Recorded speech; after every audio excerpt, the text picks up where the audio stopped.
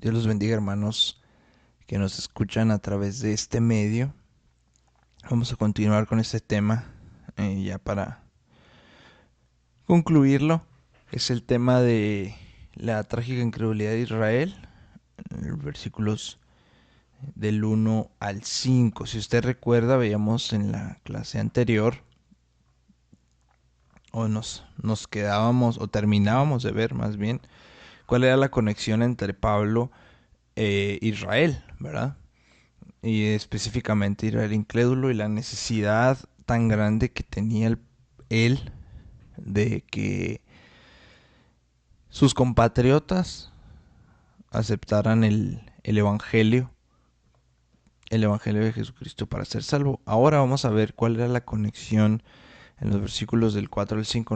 Nos habla de la conexión personal de Dios con el pueblo de Israel.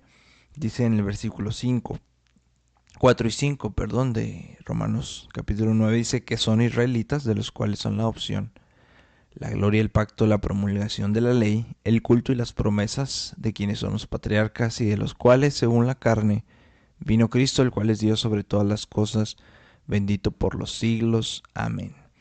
Eh, si usted se da cuenta, se expresa en estos versículos esta tristeza por la incredulidad de Israel, eh, no nada más porque eran sus compatriotas, ¿no? Sino porque había una conexión personal de ellos como israelitas. Hay una conexión personal de ellos como israelitas con Dios directamente.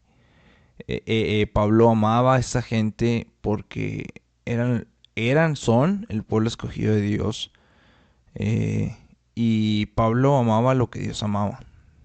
Eh, como el creyente debe amar lo que Dios ama. Y Dios, debemos de saber los creyentes, como lo supo Pablo, tiene un amor especial, único hacia el pueblo de Israel. Eh, desde que lo escogió, ha sido un amor eh, único, creo que es la palabra, un amor único por el pueblo de Israel. Y vemos en estos versículos que acabamos de leer nueve privilegios que son maravillosos y que son exclusivos del pueblo de Israel, que Dios en su gracia, en su amor, le ha placido, en su soberanía, sobre todo le ha placido darle al pueblo de Israel. Número uno es el hecho de que son israelitas. El simple hecho de ser israelitas ya es una bendición y es un privilegio grande. Israelitas, pues nos remontamos a los patriarcas descendientes de Abraham por medio de Isaac, ¿sí? Y luego de Jacob, que si usted recuerda el nombre de Jacob fue cambiado fue cambiado a Israel. Usted lo puede encontrar en Génesis 32.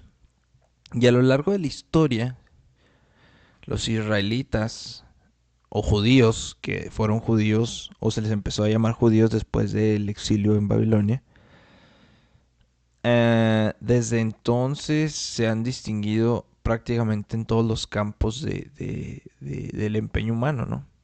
En las ciencias, en artes, en música, en negocios, en educación, liderazgo político, en muchas áreas económicamente, siempre han sido un pueblo que ha producido un porcentaje mayor de lo que nosotros llamamos genios, ¿no? Eh, y esto es porque son el pueblo de Dios. Cuando Dios preparó su viñedo especial en la tierra, plantó vides escogidas. Plantó vides escogidas, nos dice en Isaías 5, versículo 2. Entonces, por el simple hecho de ser israelitas, ya es un privilegio, ya es un plus, por así decirlo.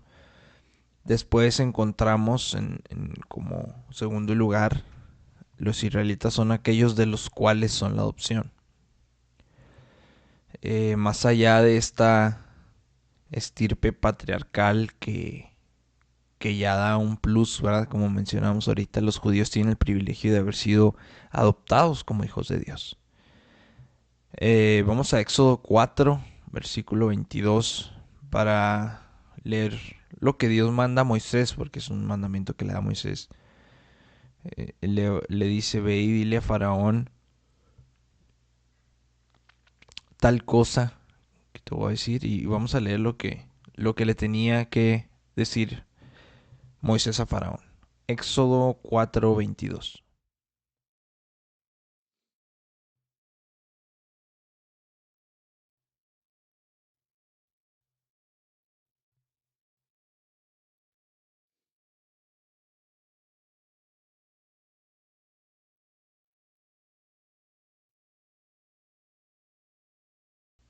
Dice la palabra de Dios: entonces tú dirás al Faraón que esto dice el Señor: Israel es mi primogénito, dice en la nueva versión internacional.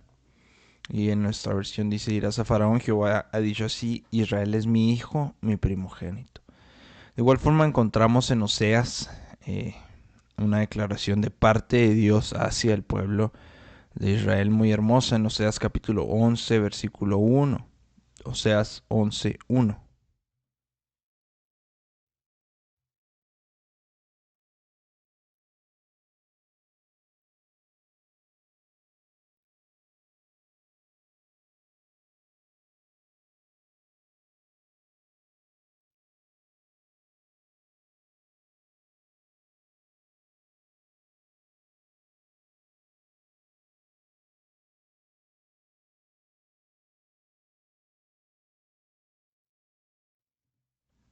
Oseas capítulo 11, versículo 1 dice: cuando Israel era muchacho, yo lo amé, y de Egipto llamé a mi hijo. Dice en la versión internacional: desde que Israel era niño, yo lo amé. De Egipto llamé a mi hijo.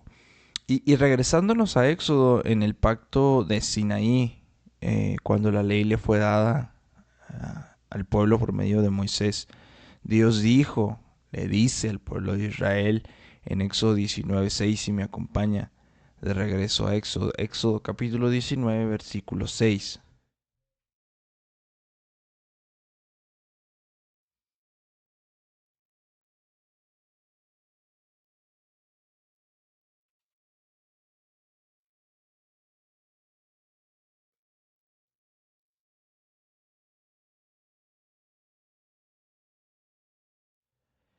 Éxodo 19:6 le dice: vosotros me seréis un reino de sacerdotes y gente santa.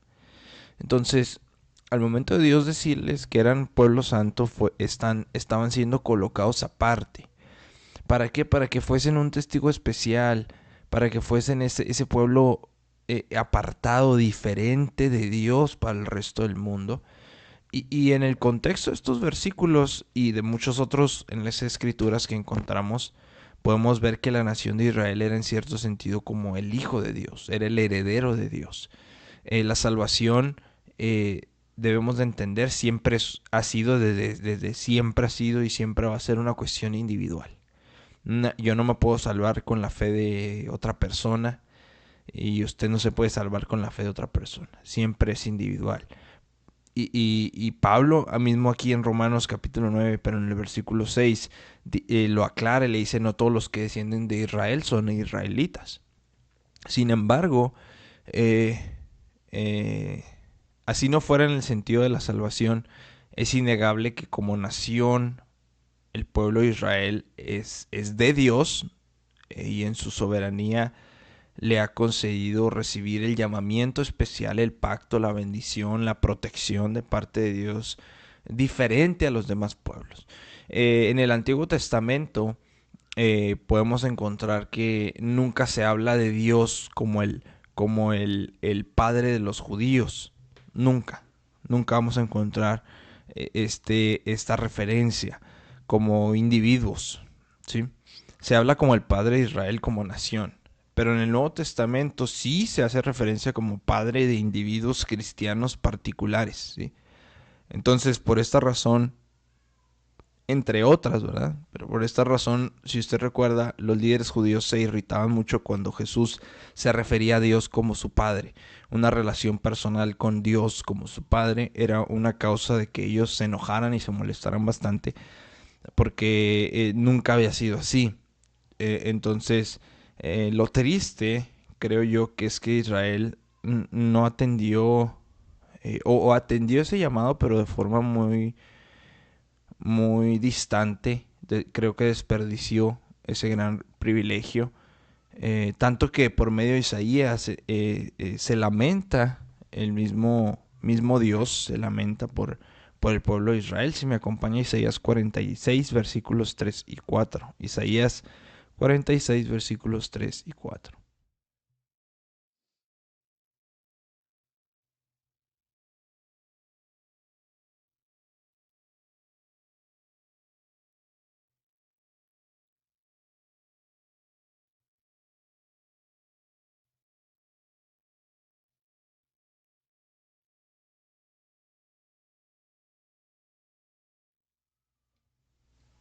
Isaías 46, versículos 3 y 4 dice: Oídme, oh casa de Jacob, y todo el resto de la casa de Israel, los que sois traídos por mí desde el vientre, los que sois llevados desde la matriz. Y hasta la vejez yo mismo y hasta las canas os soportaré yo. Yo hice, yo llevaré, yo soportaré y guardaré. Entonces, era un gran privilegio que desperdició el pueblo de Israel. Número 3, otro privilegio, la gloria, ¿no? Dios bendijo a la nación de Israel revelándole a ellos solamente la presencia manifestada del Dios verdadero en la gloria Shekinah, si se acuerda. Una forma única, una forma inescrutable, donde Dios habitaba físicamente en medio de su pueblo. En Éxodo 16, 10, acompáñenme otra vez a Éxodo, vamos a ver 4 pasajes de Éxodo. Éxodo capítulo 16, versículo número 10.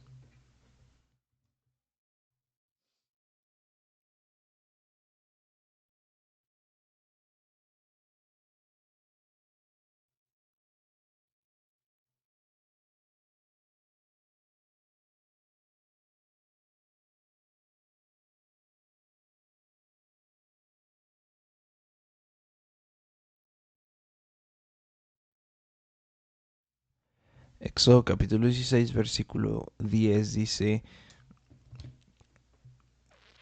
bueno, específicamente la parte de... Sí es. Dice, mientras Aarón hablaba con toda la comunidad israelita, dice en la nueva versión internacional, volvieron la mirada hacia el desierto y vieron que la gloria del Señor se hacía presente en una nube. Esta frase dice, la gloria de Jehová, en nuestra versión apareció en la nube. Entonces,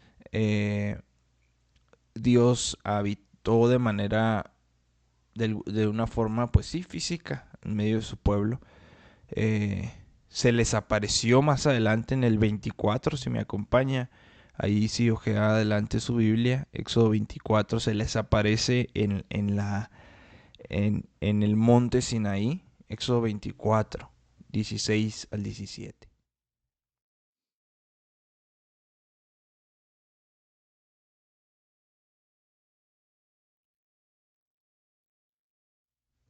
Voy a leer desde el 15, dice, en cuanto Moisés subió, una nube cubrió el monte, y la gloria del Señor se posó sobre el Sinaí. 6 días la nube cubrió el monte. El séptimo día el Señor llamó a Moisés desde el interior de la nube.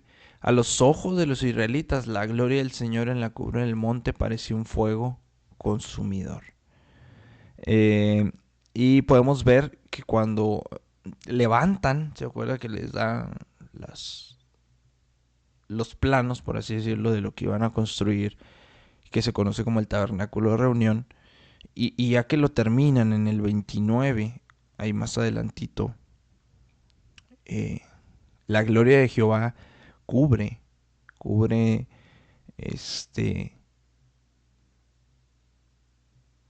y se posa sobre el tabernáculo de reunión. Éxodo 29, 42 y 43. dice la palabra de Dios, las generaciones futuras deberán ofrecer siempre este holocausto al Señor. Lo harán a la entrada de la tienda de reunión, donde yo me reuniré contigo y te hablaré. Y allí también me reuniré con los israelitas. Mi gloriosa presencia, dice, consagrará este lugar. Entonces la gloria de Dios estuvo presente de forma suprema, de forma sublime en el lugar santísimo, tanto en el tabernáculo como después en el templo. Si se recuerdan, cuando termina Salomón el templo, fue manifestada la presencia de Dios con una luz, dice, inaccesible, que se reposaba, no se acuerdan, entre las alas, no sé si se acuerdan, entre las alas de los querubines sobre el arca del pacto. Usted puede encontrar esto en Éxodo 25-22, que es cuando sucede, perdón, es Éxodo 40-34. Ahí adelantito, Éxodo 40-34. La parte de cuando es el templo, usted lo puede encontrar en Primero de Reyes 8-11. Pero aquí en Éxodo 40-34 dice, en ese instante la nube cubrió la tienda de reunión y la gloria del Señor llenó el santuario. Entonces tuvieron este gran privilegio también el pueblo de Israel, y, y creo que es lo que los distinguía de forma especial. Vamos en el número 4. Número 4. El pacto. Cuando hablamos del pacto, estamos hablando eh, de que se recibió este pacto con diversas ratificaciones a lo largo de la historia con diversas personas. Dios ratificando su pacto que Él decidió hacer con el ser humano a través de diversas personas a lo largo de la historia. El primero que encontramos es el pacto que Dios hizo con Abraham. Abraham, que es el padre físico, nos dice la escritura, de todos los judíos. Y vamos a Génesis capítulo 22, versículos del 15 al 17. Génesis 22 del 15 al 17, y luego vamos a Romanos capítulo 4, 11. Génesis 22 del 15 al 17.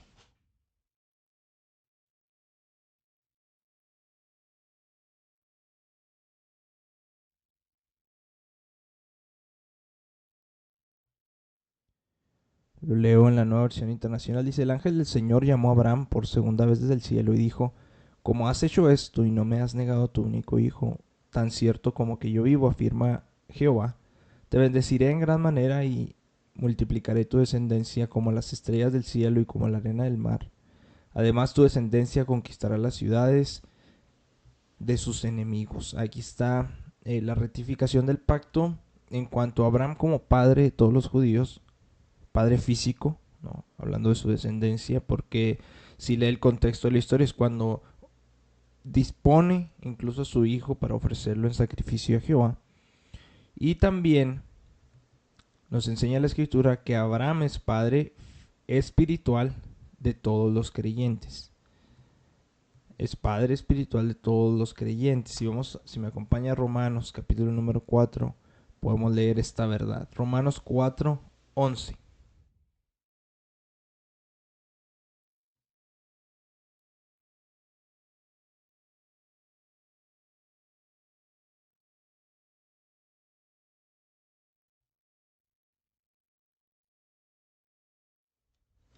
Romanos 4:11 dice: es más, cuando todavía no estaba circuncidado, Abraham recibió la señal de la circuncisión como sello de la justicia que se le había tomado en cuenta por la fe. Por tanto, Abraham es padre de todos los que creen, aunque no hayan sido circuncidados, y a estos se les toma en cuenta su fe como justicia. Entonces, es otro de los beneficios que recibieron, y el primer pacto lo encontramos con Abraham, pero también encontramos un pacto con Moisés. Este pacto es el pacto de la ley, el pacto que a Dios le plació darle al pueblo, y este pacto se recibió en el monte Sinaí. Usted lo puede leer en Éxodo capítulo 19 al capítulo 31. También encontramos el pacto que se hace con David, o el pacto davídico le dicen de pronto, que es el pacto y del reino eterno. En 2 Samuel capítulo 7, si me acompaña, del 8 al 16, este sí lo leemos, son menos versículos. Segundo libro de Samuel, capítulo 7, del 8 al 16.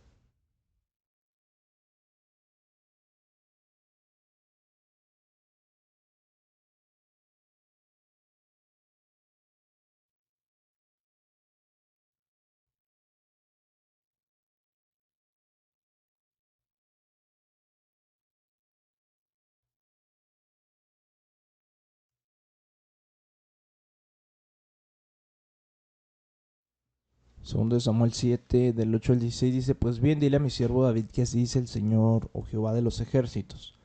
Yo te saqué del redil para que en vez de cuidar ovejas gobernaras a mi pueblo Israel. Yo he estado contigo por donde quiera que has ido y he aniquilado a todos tus enemigos. Y ahora voy a hacerte tan famoso como los más grandes de la tierra. También voy a designar un lugar para mi pueblo Israel, y ahí los plantaré para que puedan vivir sin sobresaltos. Sus malvados enemigos no volverán a oprimirlos como lo han hecho desde el principio, desde el día en que nombré líderes sobre mi pueblo Israel. Y a ti te daré descanso de todos tus enemigos. Pero ahora el Señor te hace saber que será Él quien te construye una casa. Cuando tu vida llegue a su fin y vayas a descansar entre tus antepasados, yo pondré en el trono a uno de tus propios descendientes y afirmaré su trono. Será él quien construya una casa en honor a mi nombre, y yo afirmaré el trono de su reino para siempre. Aquí está.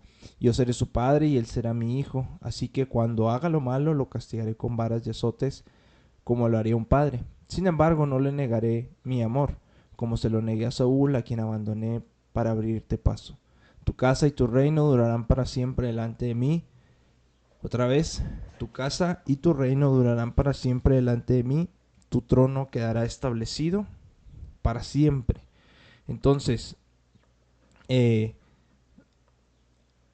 obviamente aquí está hablando de nuestro Señor Jesucristo, ¿verdad?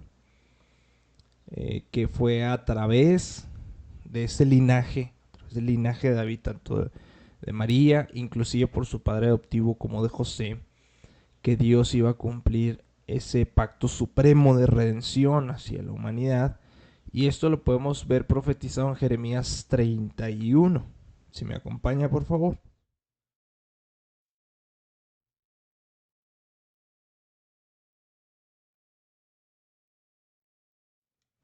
Que podríamos llamarlo el pacto con el Hijo de Dios, ¿no? El pacto supremo con el Hijo de Dios. Jeremías 31, 31 al 34.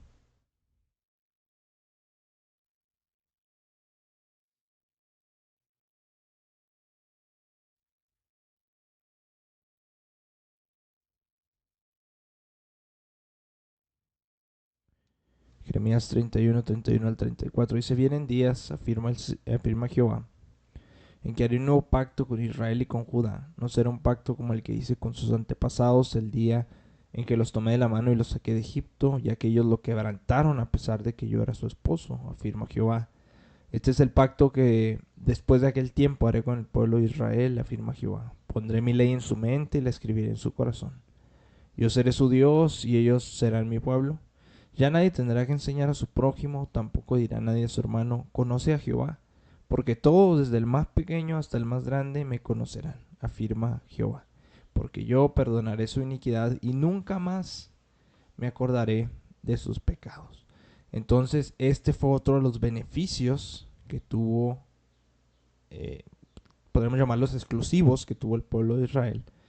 En quinto lugar, también tuvo la promulgación de la ley, ¿no?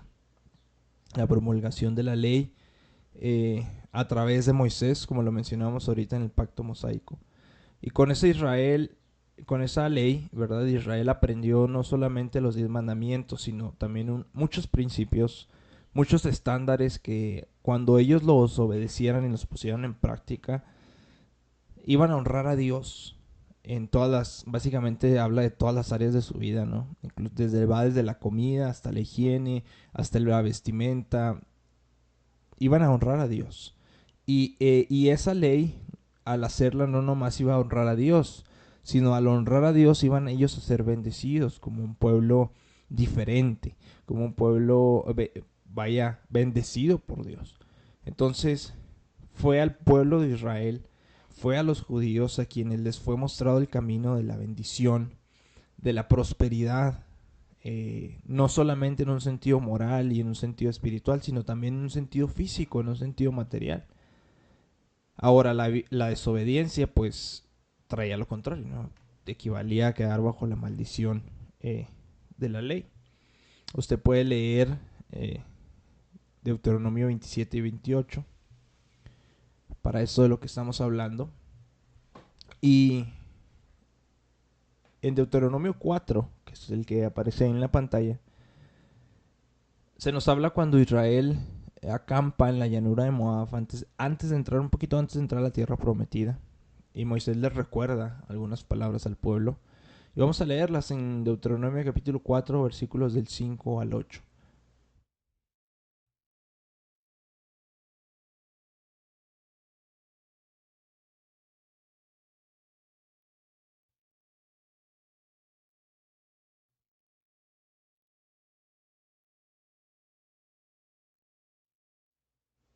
Deuteronomio 4, del 5 al 8 dice: Mirad, yo os he enseñado estatutos y decretos, como Jehová mi Dios me mandó, para que hagáis así en medio de la tierra en la cual entráis para tomar posesión de ellas. Guardadlo, pues, y ponedlos por obra, porque esta es vuestra sabiduría y vuestra inteligencia ante los ojos de los pueblos, los cuales oirán todos estos estatutos y dirán: ciertamente pueblo sabio y entendido, nación grande es esta. Porque, ¿qué nación grande hay que tenga dioses tan cercanos a ellos como lo está Jehová vuestro Dios en todo cuanto le pedimos? ¿Y qué nación grande hay que tenga estatutos y juicios justos como es toda esta ley que yo pongo hoy delante de vosotros? Pablo, más adelante, miles de años más adelante, les dice a los lectores de la iglesia en Roma que Israel tenía un privilegio incomparable porque se les había sido confiada la palabra de Dios. En Romanos 3:2 lo puede leer. Obviamente no solamente los 5 libros primeros, ¿no?, sino todo lo que ahora llamamos el Antiguo Testamento ya lo tenían para el tiempo de Pablo. Y ahora obviamente nosotros tenemos pues todavía mucho más privilegio de forma incomparable a ellos que ya tenían el Antiguo Testamento, porque nosotros tenemos ya el Evangelio y la palabra completa. Entonces, ese es el quinto privilegio que encontramos hacia el pueblo de Israel. Y el sexto privilegio con el que Israel fue bendecido de manera especial fue el culto. El culto se refiere a la forma por la cual le iban a rendir adoración agradable a Jehová y durante o en esta enseñanza acerca de cómo debían rendirle adoración a él, se trataban, usted lo puede leer en la ley, todos los problemas relacionados con el pecado delante de Dios. Todo el sistema de ceremonias que Dios reveló a través de Moisés: sacrificios, ofrendas, fiestas, lavamientos, purificaciones, otros medios de adoración, el incienso, todo lo que tenían que preparar de comidas, etcétera, etcétera, de arrepentimiento, otros medios de arrepentimiento que administraban los sacerdotes, que administraban los levitas. Entonces, cuando Israel rendía culto de corazón a Dios, de acuerdo a lo que él había establecido, con obediencia y sinceridad, él les hace una promesa. En Éxodo 29, versículos 43 al 46 lo podemos encontrar. Acompáñeme ahí a Éxodo 29, 43 al 46, por favor.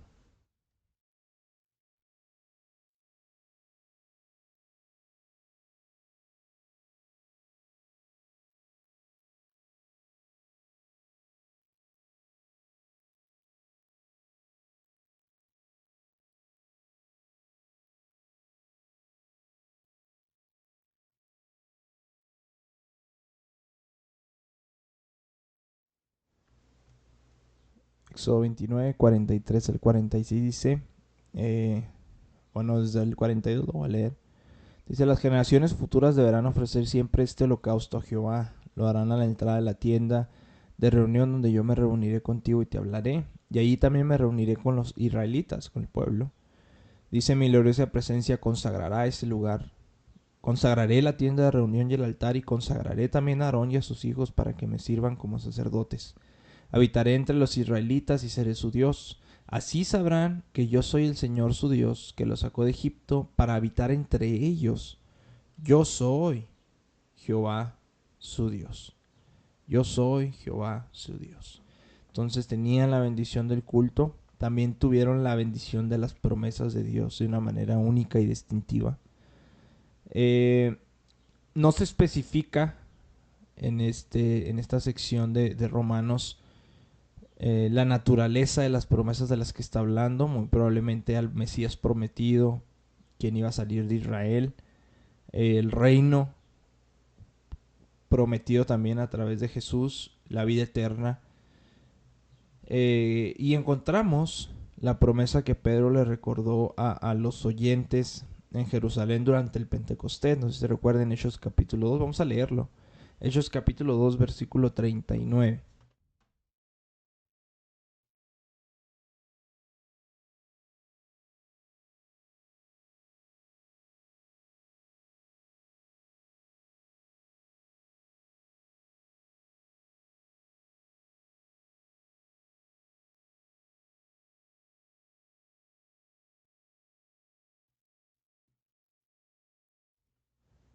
Éxodo capítulo... Perdón, Hechos capítulo 2, versículo 39. Me quedé atrás en el Éxodo 29. Hechos 2:39 dice: porque para vosotros es la promesa, y para vuestros hijos, y para todos los que estén lejos, para cuantos el Señor nuestro Dios llamare. También más adelante en el libro de los Hechos, Lucas, el escritor del libro de los Hechos, relata un mensaje de Pablo a los judíos cuando van y visitan a los judíos en Galacia. En Hechos 13:32, ahí avance su Biblia, Hechos capítulo 13, versículo 32.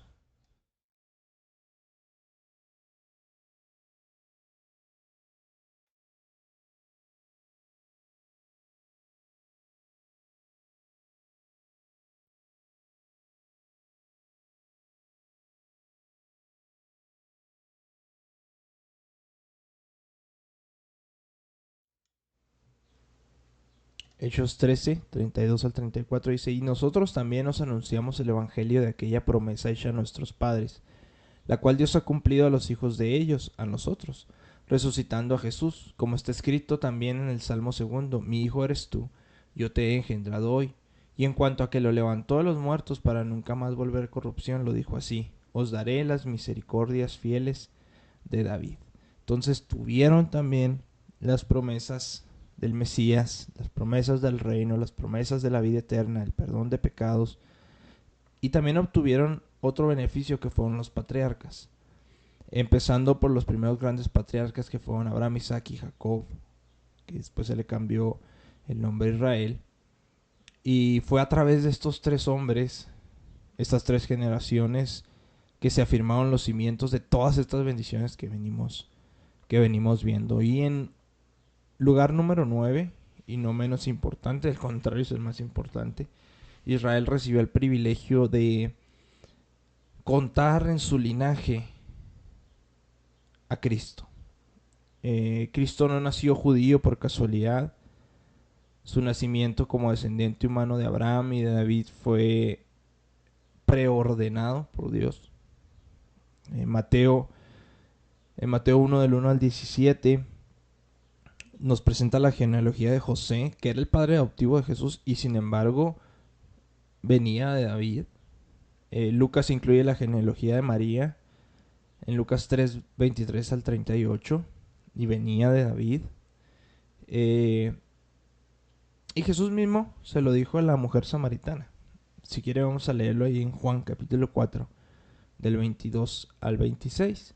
Él le dijo, cuando él se le revela a ella, él le dijo que era el Mesías judío prometido, que venía a ofrecer salvación a la humanidad, a los que creyeran. Entonces vamos a leerlo en Juan 4, 22 al 26.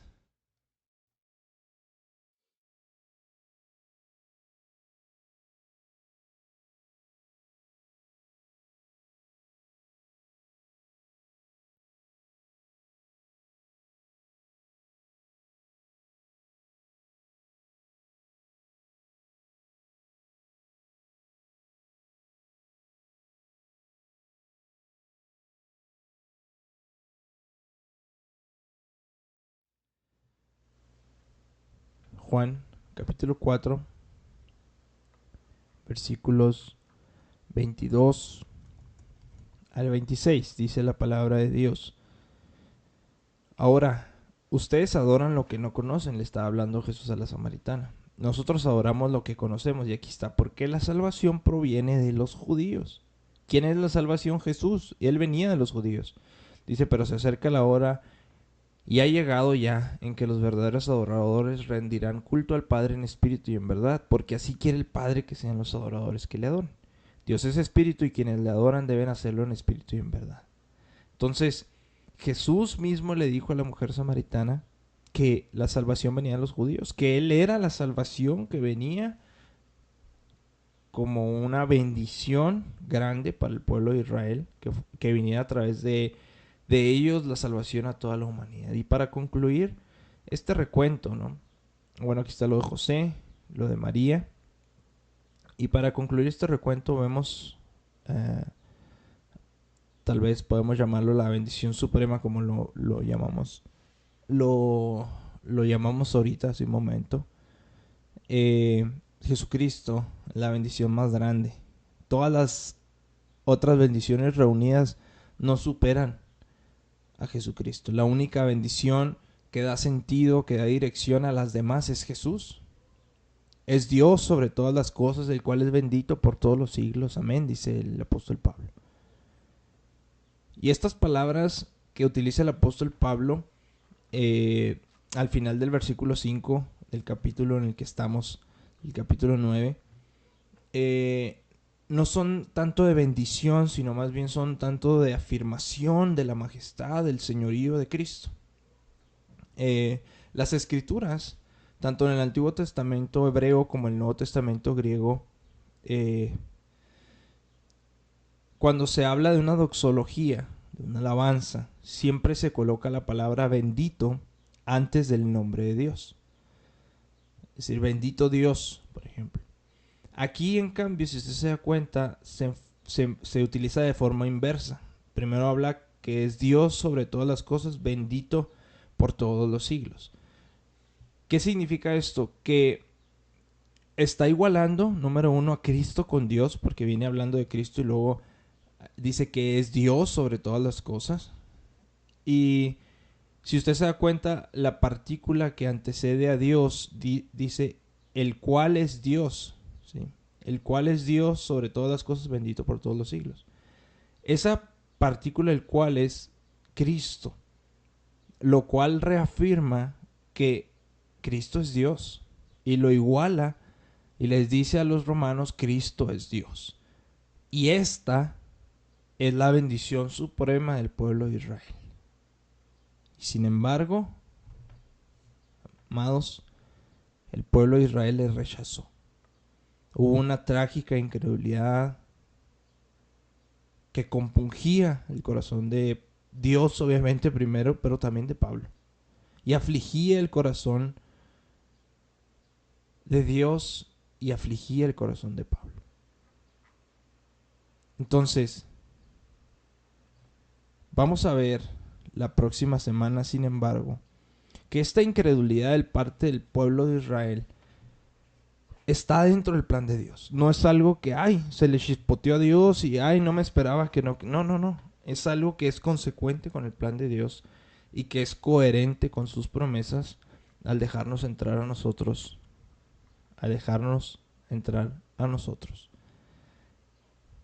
Y lo vamos a ver la próxima semana, los versículos del 6 al 13. Hermanos, Dios los bendiga.